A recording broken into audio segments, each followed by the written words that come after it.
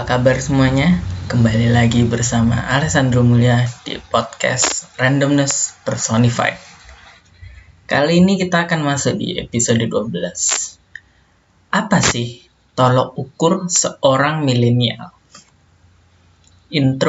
Sedikit intro ya sebelum kita masuk ke topiknya.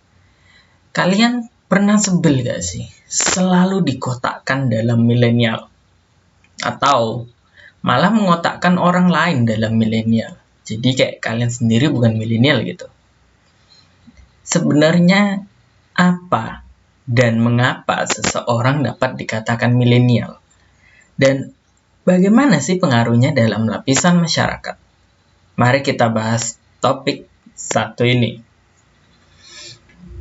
Saya, Anda, dia, dan kita semua sebenarnya pernah dikotakkan atau dikucilkan maupun dipuji dalam konteks umur tertentu, yaitu milenial. Saya akan menganggap tentu saja. Saya akan menganggap mayoritas yang mendengar ini adalah milenial ya. Dan bagi yang bukan this is a viewpoint from me, which is I am a millennial myself. So beberapa menganggap beberapa menganggap dipanggil milenial ini adalah hal yang bagus. Beberapa menganggap sebaliknya, tentu saja kan, nggak mungkin ada satu opini yang satu padu mengenai hal ini. Dan ada banyak sekali sebenarnya poin yang bisa ditilik di sini. Dan menurutku itu malah menjadi salah satu letak keseruannya gitu dalam bahas topik kayak demografis kayak gini ya kan. Kayak kita selalu, bukan kita ya, lebih tepatnya aku ya kan, menganggap kalau kita membahas demografi kayak baby boomer dan zoomer sekarang gitu ya kan, dan kayak bagaimana mereka bekerja, how they work, how they play, how they do things is entirely different. Dan milenial juga sebenarnya sama aja, cuman kurang bisa ditelaah oleh aku yang sebenarnya milenial sendiri gitu loh. Kayak ada diagram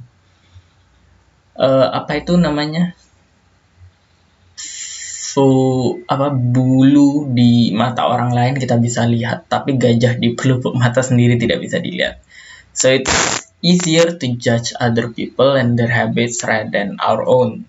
Dan karena aku milenial ya, karena itu sulitnya gitu menjudge aku sendiri berdasarkan aku. But I'm going to give you insight about this particular demographic ya kan. Plakat milenial diberikan dengan segala perbedaan dengan zaman-zaman demografis lainnya, seperti baby boomer dan zoomer, Gen Z dan yang lain-lainnya ya kan. Milenial menurutku pribadi adalah golongan pekerja, tapi mereka yang juga sudah termasuk golongan tech savvy. Jadi mereka yang udah pernah mendapat gadget dan pertumbuhan teknologinya yang eksponensial gitu. Aku ingat pertama kali dulu kecil pakai Nokia yang 3310. Tapi zaman aku SMP udah ada BB itu ya kan, iPhone dan sebagainya. SMA kita mendapatkan perkembangan teknologi yang eksponensial itu di masa yang muda, which makes us tech savvy. Dan pekerjaan kekinian ya, menurutku yang paling sering dikategorikan dengan milenial adalah, kalau dari sisi kreatif, itu graphic designer sampai content creator.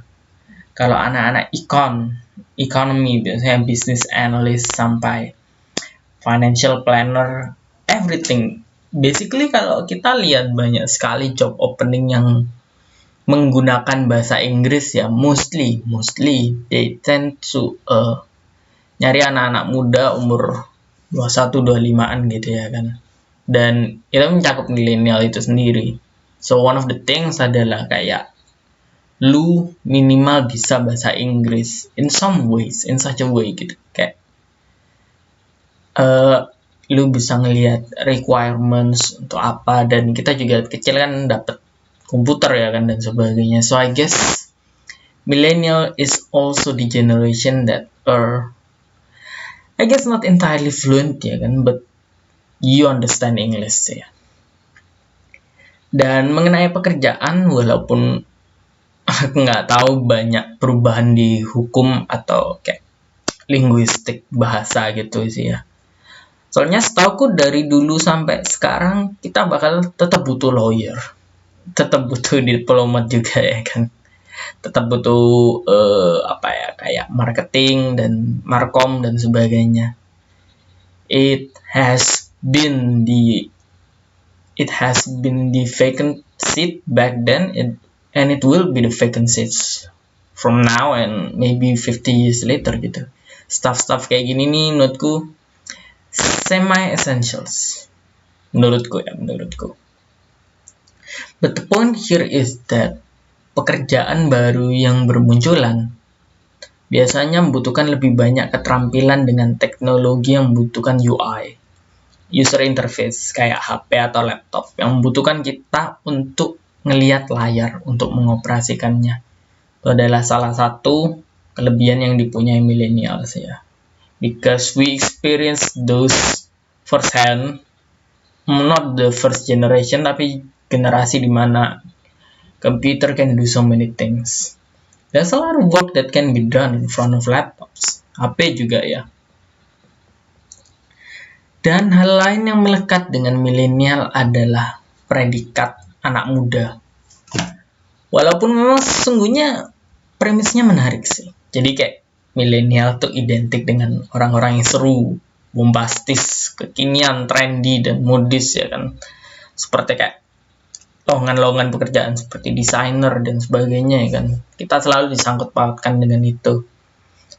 Tapi sesungguhnya karena mostly dari milenial itu sendiri adalah orang-orang dengan umur produktif dan golongan pekerja, menyadari predikat anak muda itu sesungguhnya gak serelevan itu. Kayak kita kerja gitu loh, kayak we don't have that much money to buy things yang sebenarnya dipasarkan untuk milenial ya kan. Menurutku ini ya kan. Mungkin lebih tepatnya menyasar mereka yang bekerja kantoran atau punya workshop kali ya, yang malah kayak antitesis dari opini gue yang sebelumnya, malah ini ditujukan untuk mereka yang sudah kerja gitu loh, yang bangga menyandang status milenial dan bekerja sebagai anak muda. Mungkin untuk menyasar anak muda yang benar-benar teenagers, lebih tepat untuk menyasar yang di bawah milenial itu sendiri malah. I suppose they're called Gen Z ya, atau ada yang bilang Zoomer gitu gara-gara banyak pakai Zoom gitu. Walaupun untuk membahas demografis lain, demografis seperti baby boomer atau bla bla bla bla bla, akan kita bahas di episode lainnya. Karena ya sesungguhnya dibutuhkan lebih banyak referensi, karena aku sendiri tidak lahir di rentang tahun mereka, and I don't experience the kind of thing that they experience, so it will be harder than this one kan? Oke, kita sudah bahas mengenai milenial dan kayak karirnya gimana, apa sih yang membuat mereka milenial. So insight-nya apa? Kita sudah cukup bicara mengenai apa yang sebenarnya define the millennial. What do they do and who they really are? Tapi apa sih yang anak-anak separuh muda, separuh tua ini berikan kepada society, to the people, to the nation perhaps? Well, as it turns out, a lot. Milenial adalah generasi dengan usia produktif tertinggi dan termuda dibandingkan generasi lain. Jadi kita semua yang milenial di umur mungkin 21 sampai 35, kita adalah orang-orang dengan usia produktif dan lebih muda dibandingkan yang lain gitu. Which means our career road is still long way ahead gitu. And ya ada baiknya kalau kita mulai ambisius tentang itu from early on, I guess. Dan karena kebanyakan milenial sendiri berdiri di antara crossroads in between orang-orang konvensional dan anak-anak yang sekarang udah tech savvy. Milenial adalah penjembatan itu semua. Meaning, milenial terlatih untuk mengetik di komputer maupun menulis jurnal secara manual. Kayak, ya semua orang bisa nulis, but to have an actual skill to kayak menarik kesimpulan dari apa yang dibaca. Pokoknya, dari apa yang ditawarkan teknologi sekarang dan cara yang ada dulu, millennial has experienced both of it. Seems like not that big of a deal, tapi banyak sekali hal yang harus dilakukan di luar laptop dan banyak sekali hal yang harus dilakukan di dalam laptop.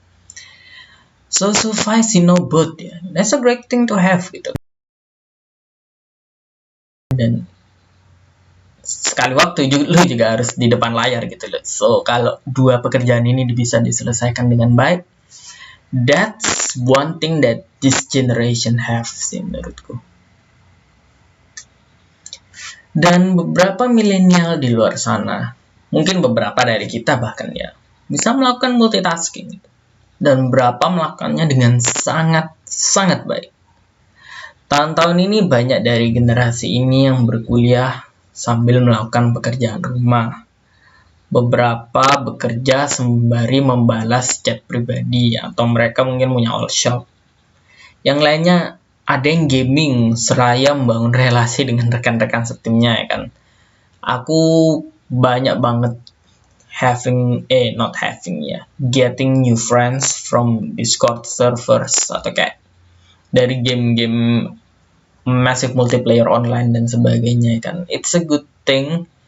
Ini mungkin menurutku skillnya bakal relevan kalau kalian kerja di telemarketing ya dan sebagainya. Mungkin something that involves a lot of speaking gitu. Inilah menurutku salah satu keuntungan menjadi generasi transisi. You can inherit the good things from both worlds and combine them all together. Ini juga sebenarnya akan menjadi tantangan sendiri bagi generasi sandwich. Generasi sandwich adalah generasi yang mengurus orang tua dan mempunyai anak pada saat bersamaan. Nah, me personally, aku belum punya anak ya. Aku juga belum ngurus orang tua sampai kayak membayarkan semuanya dan sebagainya kayak gitu. So I think this would be relevant to baby boomers, tapi buat milenial yang umur 30-an gitu yang udah punya anak yang sekalian ngasuh orang tua, ini masih relevan buat kalian ya kan, as a sandwich generation gitu. But ngomongin kejelekan ya, on to y'all I guess. Semua generasi pasti mempunyai tantangan tersendiri. Dan dengan mengetahuinya lebih dulu, menurutku kita bisa mempersiapkan diri lebih baik kali ini. Kayak kamu kalau udah tahu tantangannya, you already know what you're good at and what you're bad at. Kayak kamu bisa refleksi diri gitu dan perbaiki diri. Dan it's not a good thing I guess. It's challenging, yes, it's challenging, but I think the journey is worth it. And speaking of challenges, we are actually facing challenging times. Bagi kalian semua, entah milenial, entah bukan, we each fighting our very own battles. Ya kan, kita semua punya pergumulan yang kita punya sendiri-sendiri. And I'm here to tell you that you're not alone. You are not alone, and in fact, there's a lot of people vouching for you, supporting for you. Jadi jangan pernah bilang kalau nggak ada orang yang peduli dengan kamu. That's entirely wrong. Selalu akan ada orang yang peduli dengan kamu. Kalau kamu mengalami hari-hari yang sulit belakangan ini, aku harap episode ini dapat membantu. Dalam bentuk apapun itu, dalam perjalanan apapun dalam hidup kalian, I'm glad. Memang menjadi generasi yang beranjak dewasa tidaklah mudah. In fact, it's hard gitu. It's really hard. But you know what? You can do it. I genuinely believe in you. Kita adalah manusia-manusia yang menolak untuk menyerah begitu saja, untuk angkat tangan begitu mudahnya. We've been through this before, and I am certain, and I believe in you, that you can go through it again. Dan aku percaya, kesuksesan yang kalian nantikan sebagai generasi yang mencari hidupnya, mencari reason to live, to believe, kesuksesan yang kalian nantikan ada di dekat kalian saat ini. Dekat banget. You just have to never give up on yourself. Kita akan mengakhiri episode ini dengan jargon kita. In for a penny, in for an experience. And that's it for today's episode. Stay safe, stay strong. Always know that there is someone out there that loves you, and I'll see you guys next time. Peace.